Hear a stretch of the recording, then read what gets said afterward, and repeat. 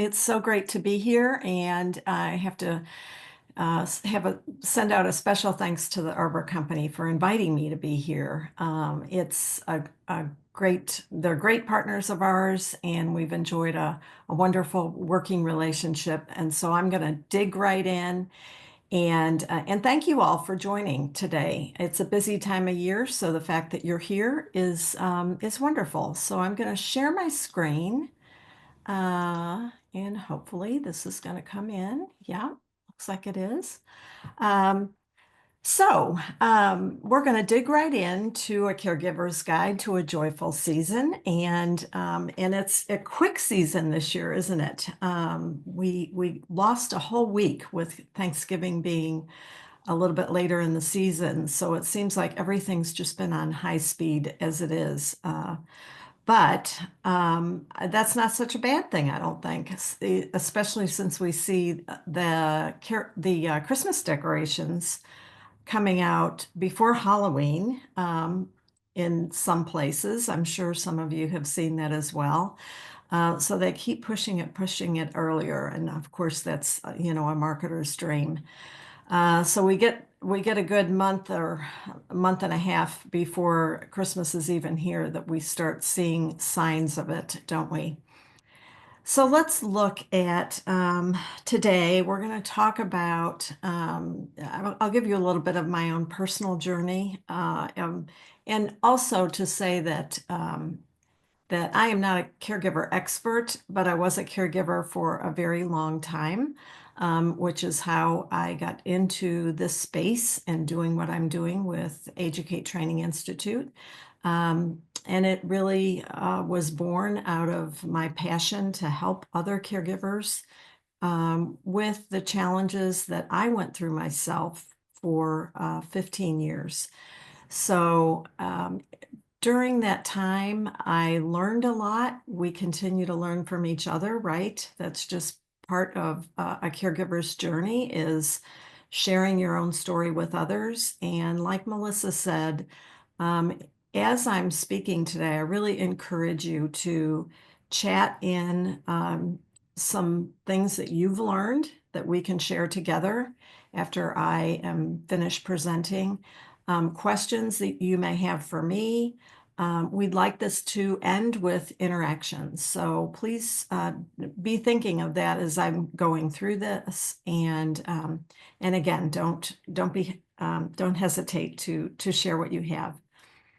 So let's start first with holiday hints. And, this is a very, very short list. When I was putting this together, I thought, oh my goodness, there are so many hints and things I've learned over the years. And my journey, by the way, started in my mid-30s with my dad being diagnosed with Alzheimer's disease, and then my mom shortly thereafter with Parkinson's disease. So went on that journey with my parents for 15 years, and my children were young. So I think much of my really deep learning about caregiver priorities, the challenges, things I can do differently, not just around the holidays, but carry them through for my life, were really grounded in that time. And I am going to admit to all of you that because I am an overachiever type A personality, you can imagine that the holidays with young children and caregiving for my parents with all the other things that go along with it were especially stressful for me.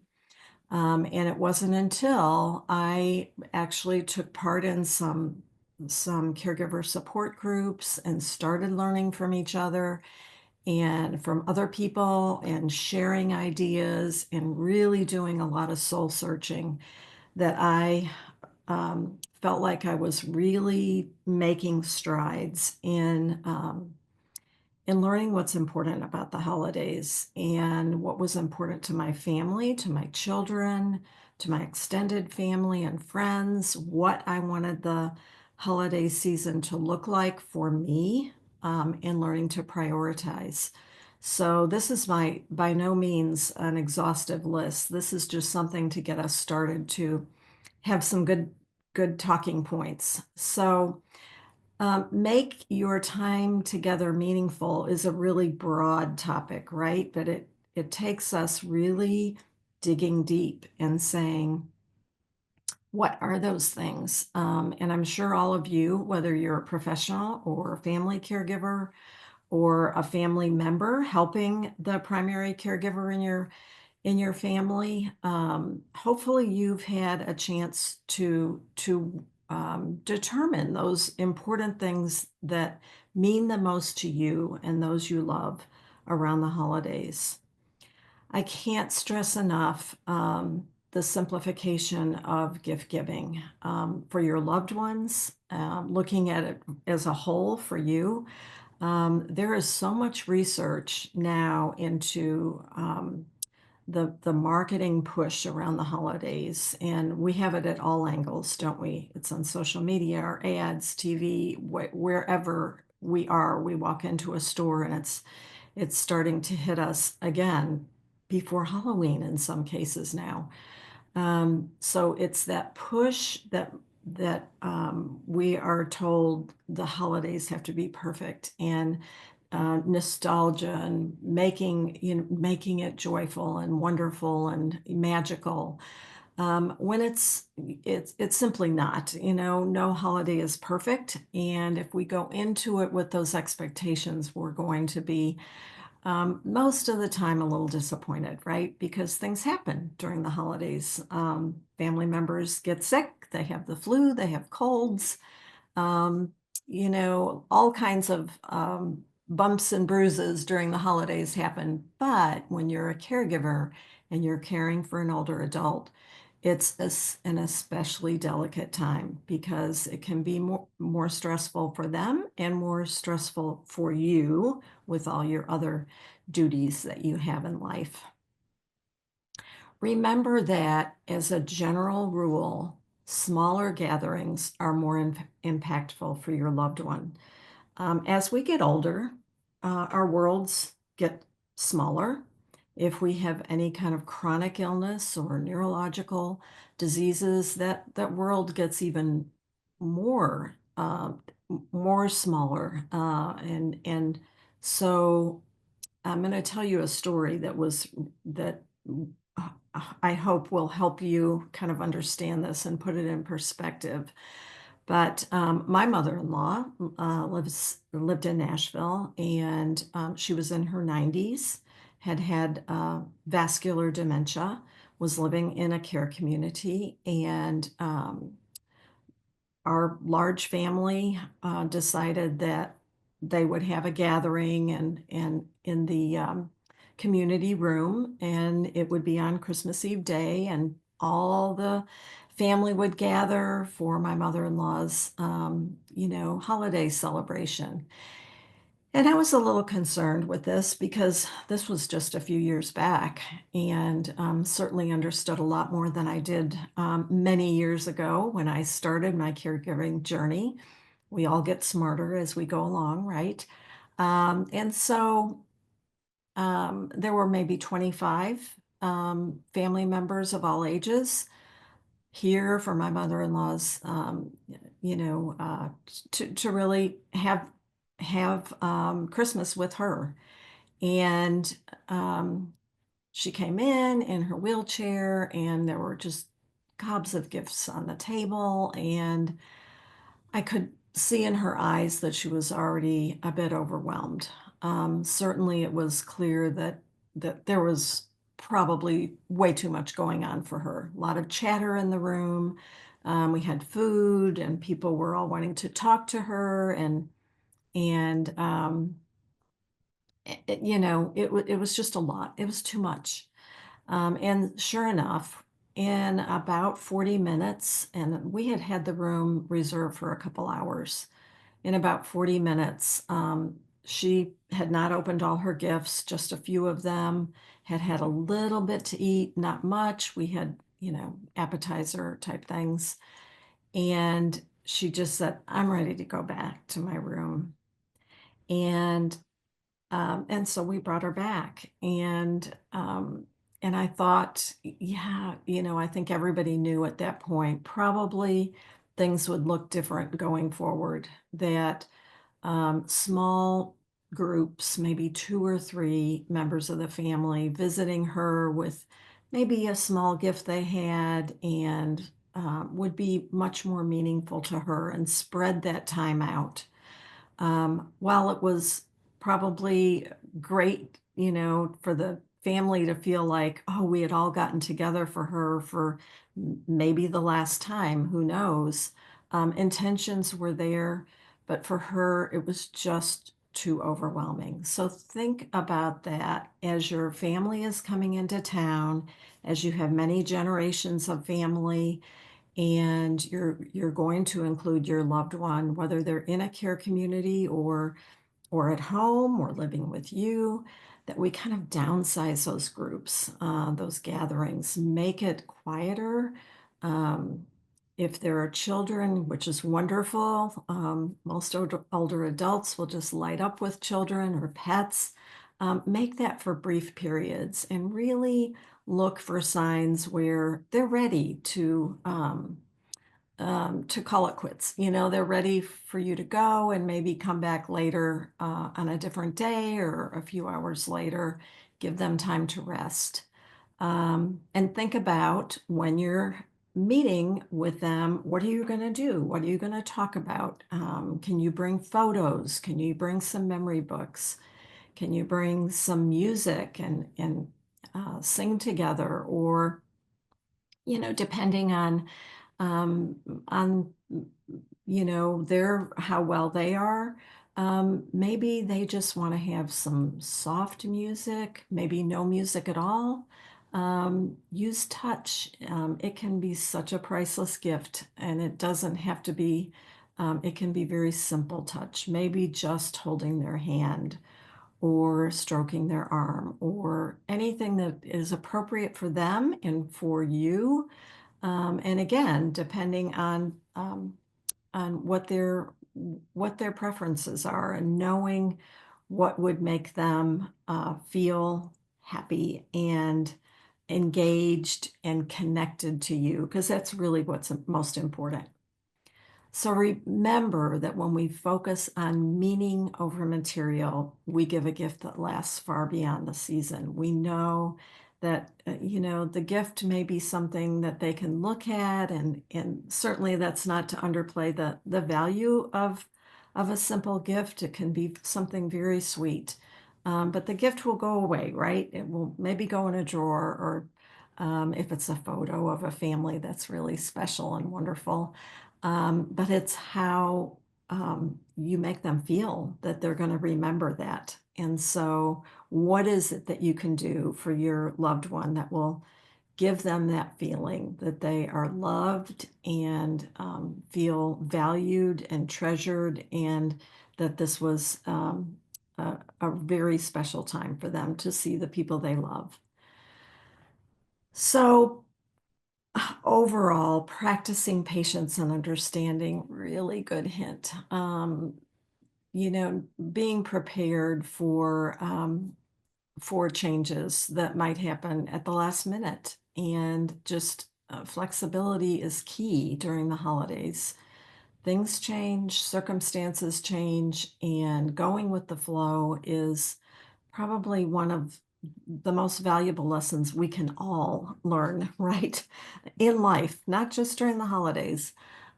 Things go unexpectedly, and we have to just be able to switch gears. Um, in our conversations, and by the way, I always say, if you're visiting your loved one, again, in care community, at home, wherever that place is, please turn off the TV, unless you're watching an old movie with them that they want to do, or something that you're both connected to. Try to make it quiet so that your time with them is quality time, that you're really engaging in the moment with them. They can hear you, and, really focus on you, especially if there's, 2, 3, 4 people in the room, hopefully not too many more than that. that they can just really spend that time engaging with you in a meaningful way. Certainly embrace the holiday beauty. If they want to go see lights or holiday decorations, or just take them to part of the care community where the tree is up, and other lights or beautiful things for them to look at. This is the time of year to embrace that. If that's what they enjoy, then do it. If you want to take them out for lights, just don't overdo it. Um, but but certainly embrace that time. I'm a big nature lover, so I'm always going to tell people if the weather is nice and you can take them out and outside for a bit, all the better. There's so much research behind the benefits of being in nature. And slow down. Just be okay to slow down. I always told people that the one life lesson I learned from my sweet mom was when you have Parkinson's disease, life becomes a lot slower. And I had young kids who were active, of course, and me being a type A personality, slow was not something that came easy for me. I was always on the go, always having to accomplish, always having to get, my checklist done, a bit of an overachiever, as I said. And so I learned this valuable lesson in life to be with my mom and just be okay. Not just be okay, but to embrace slowing down. Um, she ate slower, she walked slower, she talked slower. And what a gift it was for me to be able to embrace that and hold on to it for life, because it's okay to slow down. It's okay that we don't get everything done. It is okay that those checklists do not all get, that the lists don't all get checked off that you have. The season will be over in a few weeks, and it will move on, right? So um, try to above all keep that in mind, that we do not have to be perfect. And I'm going to repeat that again during this time, because I think it's so important for all of us to keep in mind. So, Maya Angelou, her famous quote, people will forget what you said, will forget what you did, but they will never forget how you make them feel. And isn't this true about that time we spend with our loved ones? They won't necessarily remember that gift, but they certainly will remember. And that is true even if they have cognitive decline. They will remember how you made them feel during that visit. So if you focus on that and focus on simplifying and focus on the fact that you have to be flexible, you're going to have some level of a quality engagement with them and visit. Wow, we have a lot of holiday traps, don't we? And all of us probably get into to at least one or two of them when the holiday season starts appearing before us. But what are some of the common pitfalls for caregivers? Um, and again, these are really general. I could go on and on, but man, that I must do everything perfectly. If you're a caregiver out there with all, large family, you're working, you're caring for a loved one, you have children, grandchildren, extended family, friends. I will just tell you, be okay with not being perfect. It's such a great gift in life to learn that it just doesn't have to. You can let things go, and you will be a better person for it. I promise you. If I can do it, all of you can do it. Holiday traditions are a priority. No negotiations. And that may sound like I'm telling you that. What I'm saying is, please don't have that attitude. I love holiday traditions. And again, I'm going to add another story, personal story here. But there was one Christmas, and my children were very young. They were youngest were 3 and 6, and my mother had just gotten out of the hospital. She was living in a care community, lots of complications with that. I was her primary caregiver, so very involved with getting her better. And so I was one again, overachiever. Whole house has to be decorated, 12 dozen, uh, 12 dozen, 20 dozen cookies made, all that, decorate the whole house type of person. Well, that year, I barely got a tree up, thanks to lots and lots of help with my husband to, do shopping and all those other things. But the tree got up in our house, but not many other decorations. But we did want to bring a little tabletop tree for my mom and for my children's grandmother. And so we made that an activity one afternoon, and she got to watch my children put up her little, 2-foot Christmas through maybe 3-foot Christmas tree. And she had so much joy in that. And my children had so much fun and joy in doing that. And guess what? They didn't notice the other decorations in my house that hadn't been put up that year. That wasn't important to them as apparently it was to me.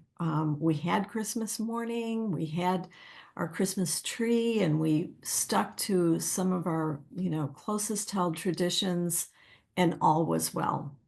So trust me, you can do this. You can look at your holiday traditions and say, these are the ones that are really, really important to me, but I want to downsize those a little bit. And let's try that this year and see what happens. So you do not have to have immaculate decorations, extravagant gifts, and flawless gatherings to make up your season. You do not need any of that. You can downsize it all and be probably happier. Um, don't look at your checklist that must be completed before 12:24 at noon. Christmas Eve day, I've got to have all this done. Some may get done, some may not. It's all going to be okay. Christmas Day is going to come and go. Oh, this year will be the best holiday ever. I just need to make it the best holiday ever because it may be the last holiday with my loved one. Let that go.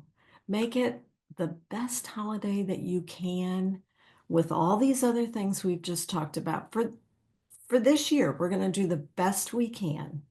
But it doesn't have to be the best holiday ever. Do you remember all your holidays and the details of all those? No, the older we get, they just get combined, right? But you remember those meaningful moments. So just put a lot of the stuff that we have been, I think, just trained almost over the years that, we have to do this and that and make it one year better after the next. We don't have to do that. You just simply don't. Be okay with doing what you can and letting the rest go. And please don't believe that your loved one expects all of this. Again, their world is changing and getting smaller, and less is better. So you will find out very quickly that they expect and really need so much less. They need love, and they need the relationships they have, and the quality time together, and the small things that you can do for them are going to be just fine. Imperfection is the gateway to growth. It teaches us resilience, humility, and grace. So any of you perfectionists out there, please embrace what this says, because getting rid of that need to be perfect and do it all is one of the best gifts you can give yourself. Okay, I want to go on to talk about a quick assessment. So, kind of your own checklist. You've heard this many times, caregivers, that you cannot give to others unless you are caring for yourself. But don't we forget that so easily when we have so many things and obligations in our life, and especially if we are working and have young children like I did, it can seem overwhelming. That is called, when you are overwhelmed as a caregiver, it's called caregiver burnout, and that is not a healthy place to be. We want to avoid that. So we want to be able to constantly be assessing ourselves, but particularly around the holidays, that assessment of how am I caring for myself? How am I doing? Am I checking in with myself regularly? Do I have a loved one who will kind of give me that gentle nudge if I'm not, or be able to talk honestly to me? That's a very healthy person to have in your life, a great help to you.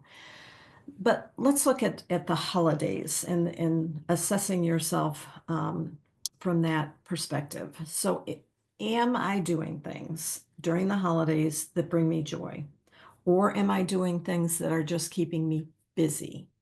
Uh, and if you can't, number one, identify those things that are bringing you joy, sit down and journal and take some time for yourself, because you should be able to do that. You should be able to identify three things that bring you joy during the holidays, and also the things that you could easily take off your plate.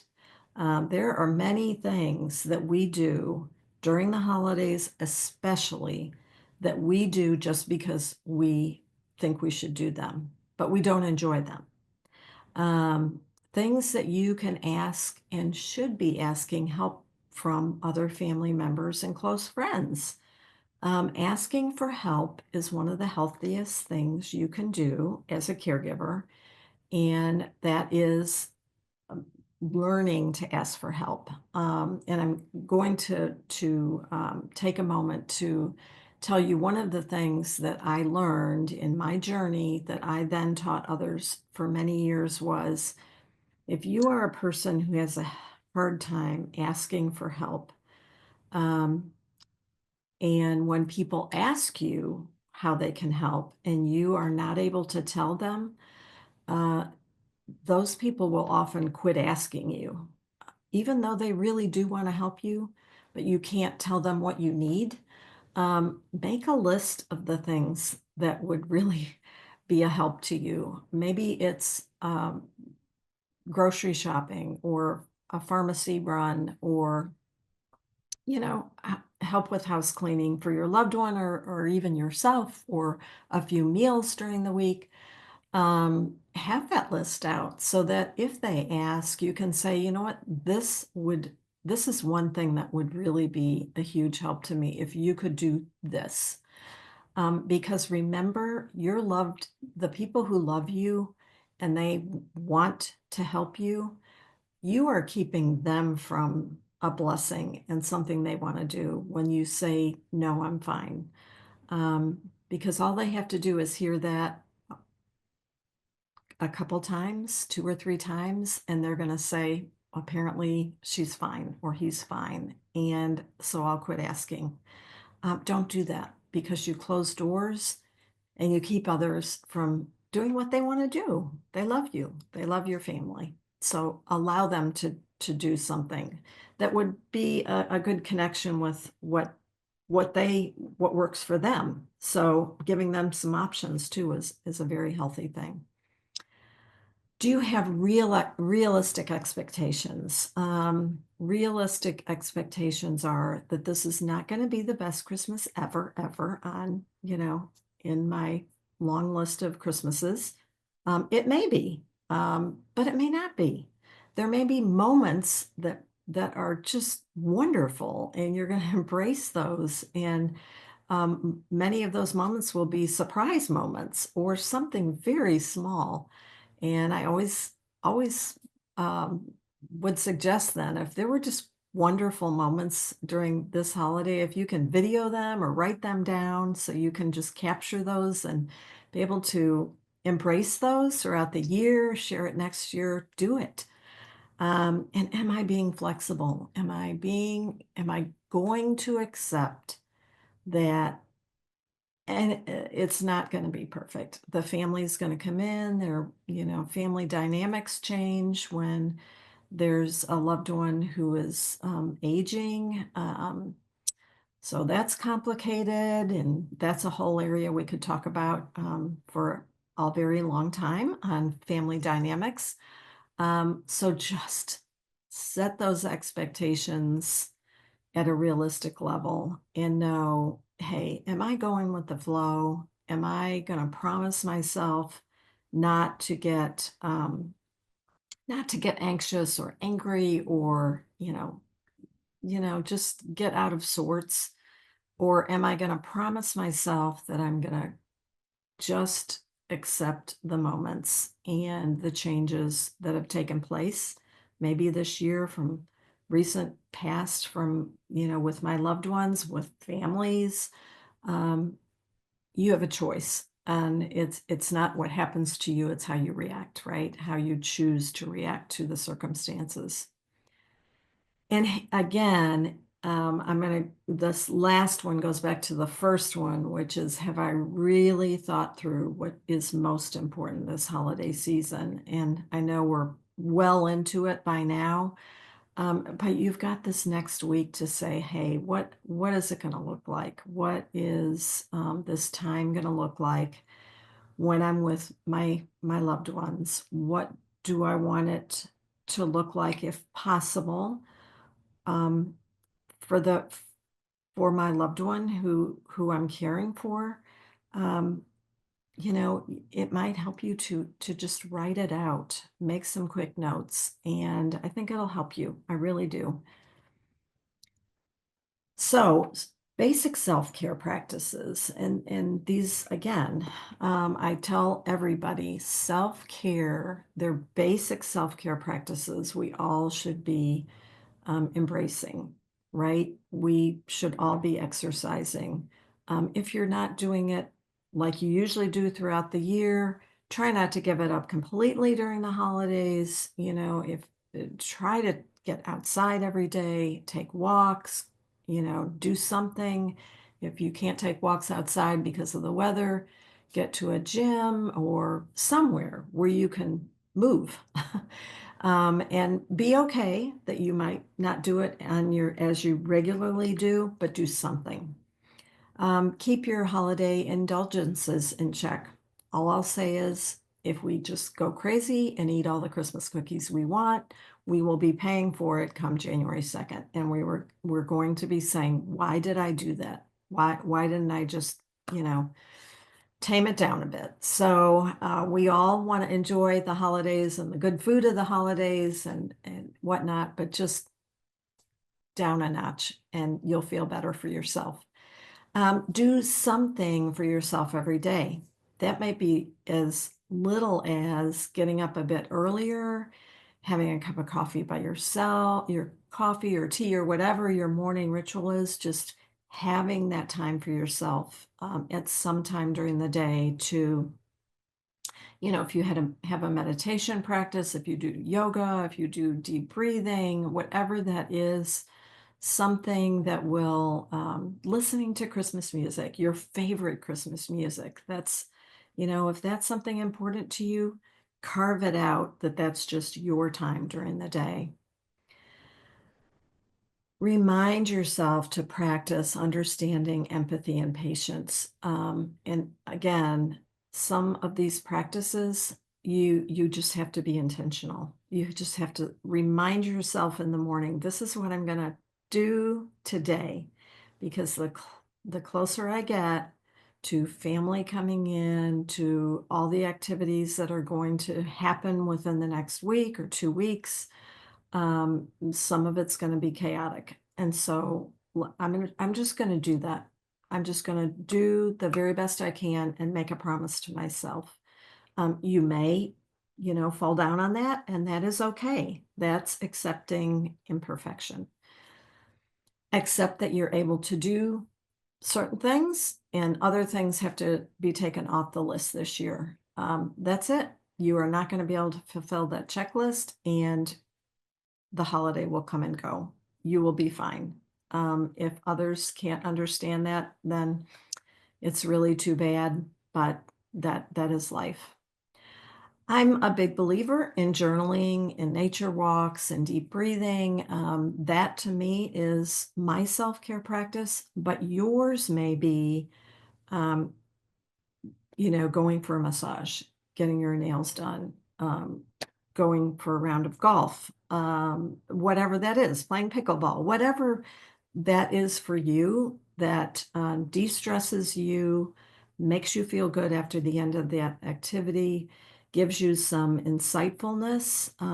That is a self practice that will work.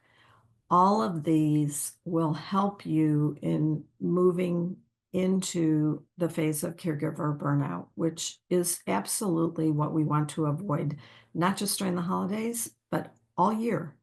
Caregiver burnout means you are starting to the domino effect of not being able to care well for yourself and those around you. So let's do all we can to avoid that.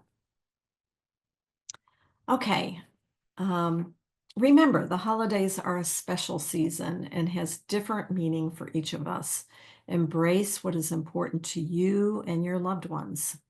When the season is over, you will look back on beautiful memories and be ready to create new ones in the coming year.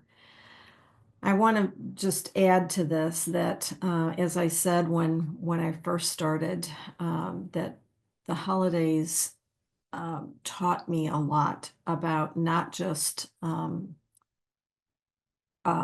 approaching the holidays differently, not just for my mother and my dad, who I were caring for, but for me and my family. It was life changing when I stepped back and looked at all of the what is important to me, the what are things that I just don't really enjoy doing, what are the things that I've been overdoing, um, and what we have now, and my children are adults, and I have grandchildren, and now so many things have changed from what I've learned from that period of time, as far as the holidays. And we really stick to those things that are most important in our family. And gift giving has become much simpler, embracing very small traditions that we have fun with, and things that are meaningful to us spiritually and whatnot have become even stronger.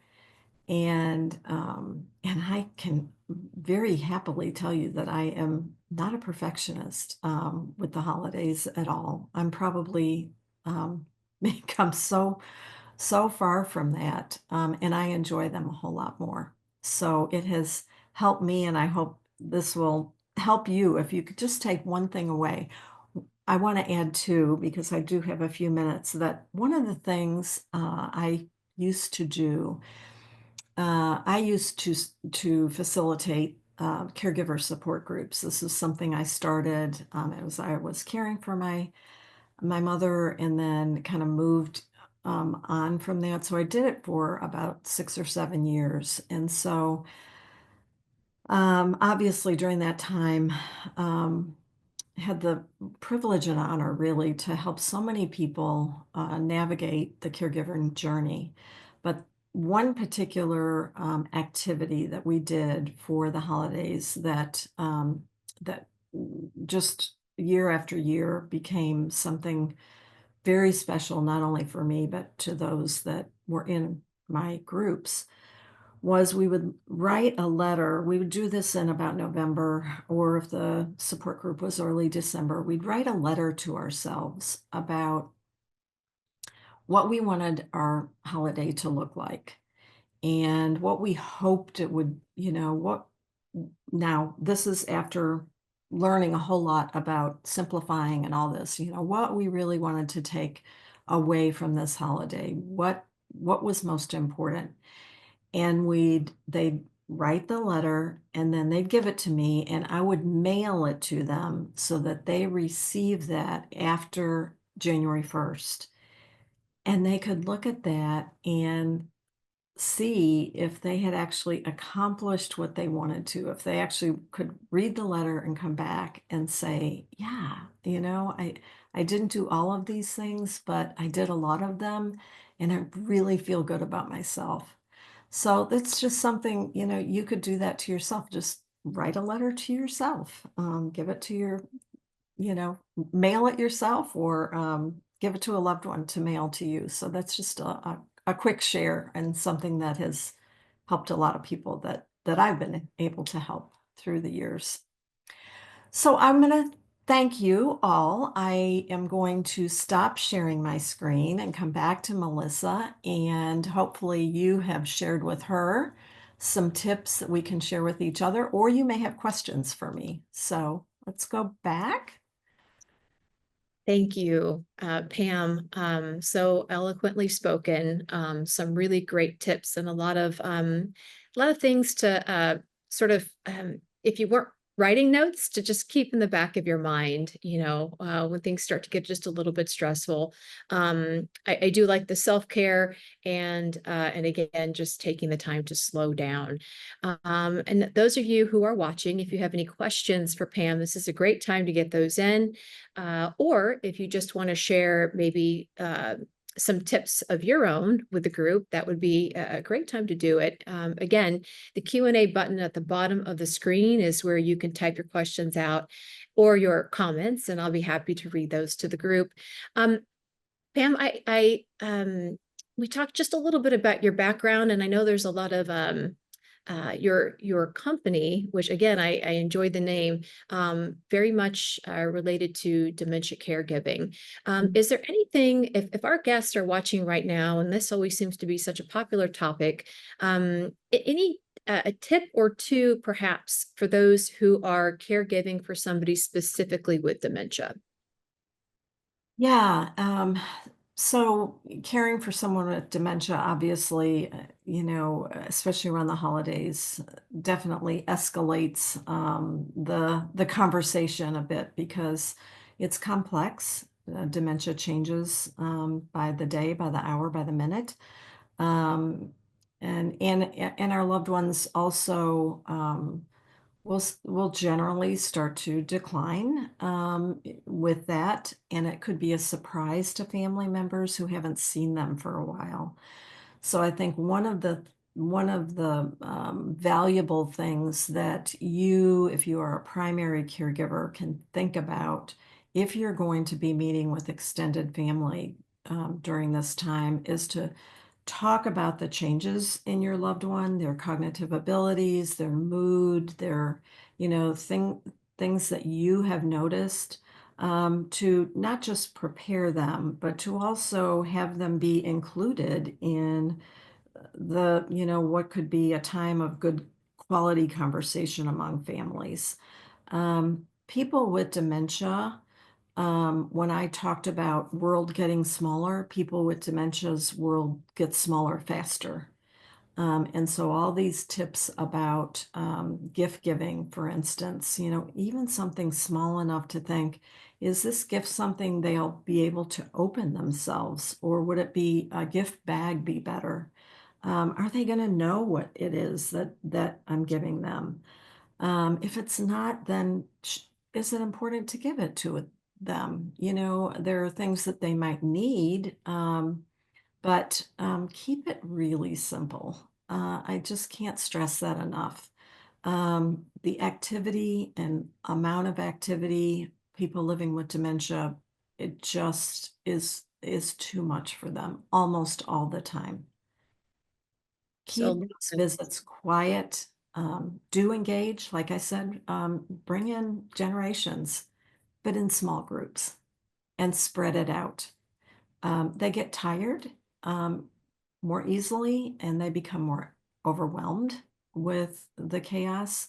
Just think about how you are in a very loud restaurant.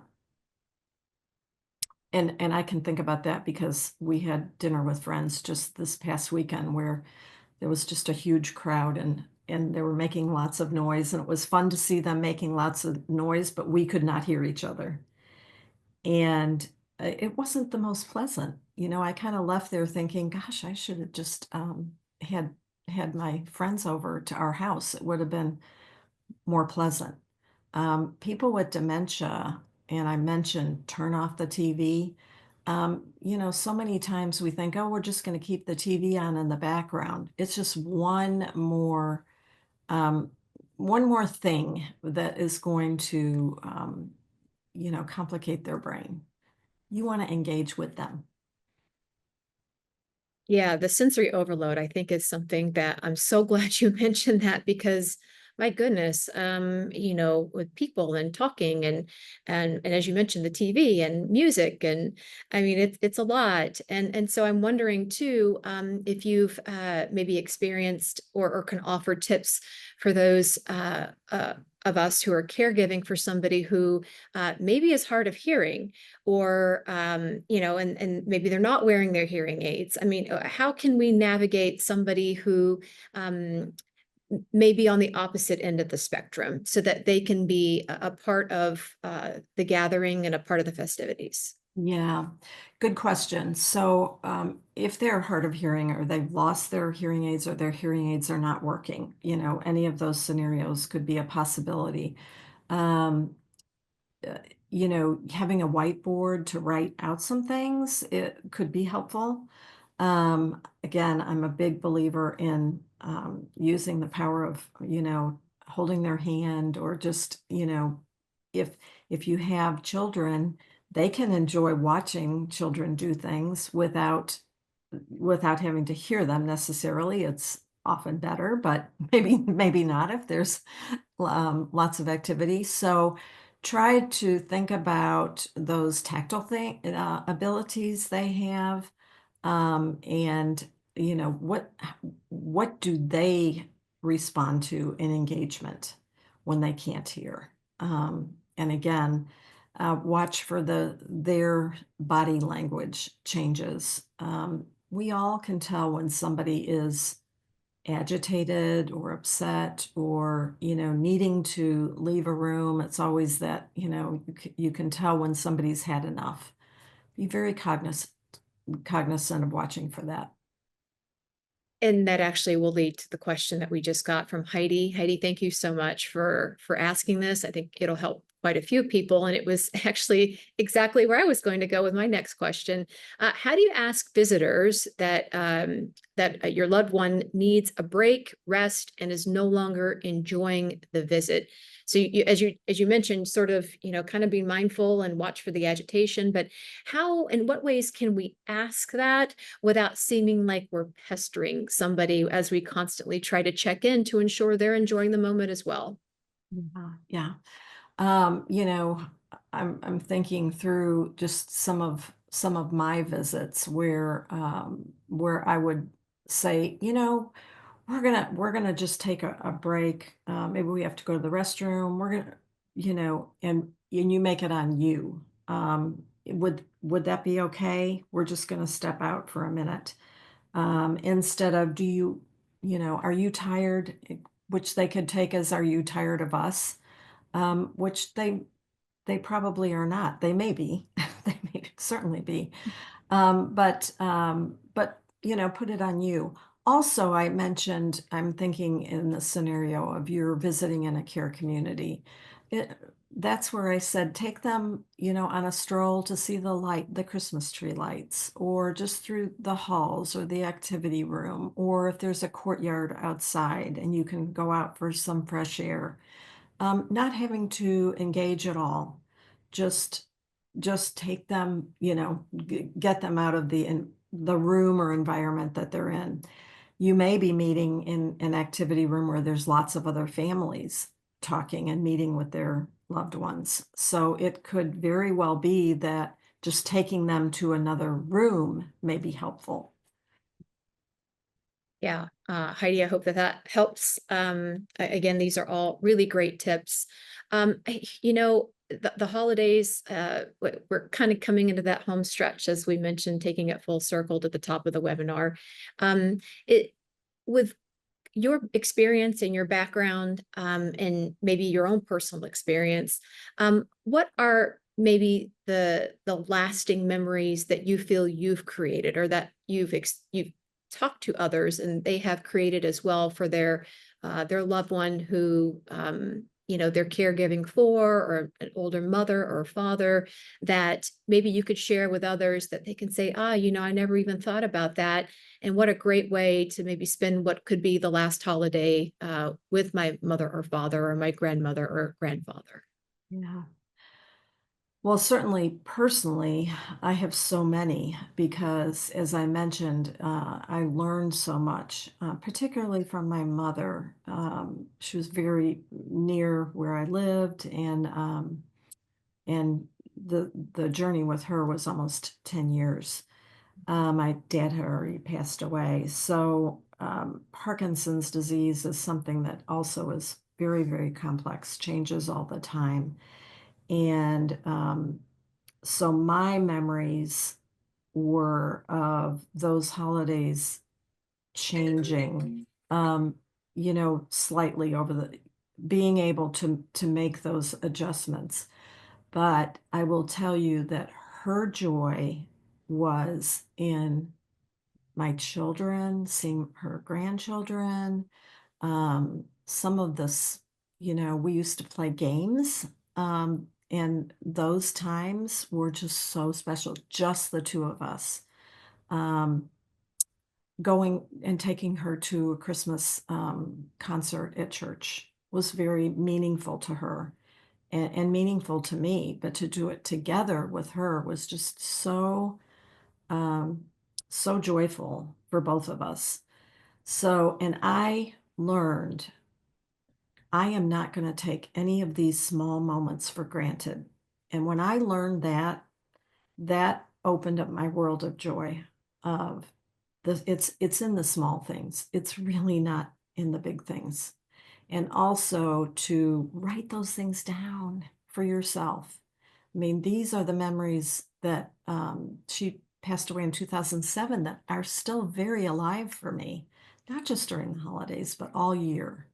So remember, those gifts come in very small packages, and they come at very impromptu times that you never expect. And you leave feeling like, oh my gosh, what a moment I had with her that I can treasure for the rest of my life. I would just, if I can pass that on to as a top tip for all of you out there, it is don't expect those moments to come in the big stuff. It comes in the really small things, and in the most unexpected times. And be intentional about looking for those things, because what brings joy to them will bring joy to you. So well said. Oh my goodness. As you just mentioned, you were able to write things down. And if that's not your style, hey, if you've got a cell phone with a camera, pull it out, use that instead as your memory, even just, the voice recorder, just to have that special memory that, you're in the moment of, but you continue to cherish for years to come. So my goodness, this is, I think, and before I walk away from, close the webinar and walk away from this thought, we talk about caregivers for moms and dads and grandparents. I don't want to leave out the spouses as well. So I didn't mean to leave you out, but these are all great tips for everybody on this journey. So Pam, awesome job. Thank you so much for being with us here today. And again, we'll take it all in and slow down and enjoy. Please come back. Thank you so much, and take care, all of you, and have a wonderful holiday. And you as well, Melissa. Thank you so much. Now, Thank for those of you who are watching this webinar and you found it impactful, informative, and you'd like to watch more videos just like this one, please head on over to our website. It's www.seniorlivinglive.com. All of our videos there are all about senior living. They're all on demand and they are all free. Thank you so much for being a part of our Senior Living Live webinar. Happy holidays, everybody.